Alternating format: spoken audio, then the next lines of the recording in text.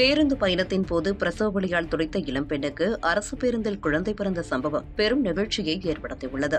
கேரள மாநிலம் மலப்புரம் அடுத்த திருநாவையா பகுதியைச் சேர்ந்தவர் 37 வயது இளம்பெண். நிறைமாத கர்ப்பிணியாக இருந்த அவர் நேற்று அங்கவள்ளியில் இருந்து தொட்டில்பாலம் நோக்கி சென்ற கேரள அரசு பேருந்தில் பயணித்துள்ளார். அப்போது பேருந்து திருச்சூர் அருகே சென்று கொண்டிருந்த போது அப்பெண்ணுக்கு திடீரென்று பிரசவ வலி ஏற்பட்டு துடித்துள்ளார். இதையடுத்து சற்றும் யோசிக்காத ஓட்டுநர் பேருந்தை அருகில் இருந்த மருத்துவமனைக்கு கொண்டு சென்றுள்ளார். அங்கு கர்ப்பிணிக்கு எவ்வித அசம்பாவிதமும் ஏற்படாதவாறு மருத்துவர்கள் பேருந்துக்குள்ளேயே வைத்து அப்பெண்ணுக்கு பிரசவம் பார்த்தனர். தற்போது இது தொடர்பான வீடியோவை பார்த்த பலரும் அரசு பேருந்து ஓட்டுநர், நடத்துனர் மற்றும் பேருந்தையே ஐசியு வார்டாக மாற்றிய மருத்துவக் குழு ஆகியோரை பாராட்டி வருகின்றனர்.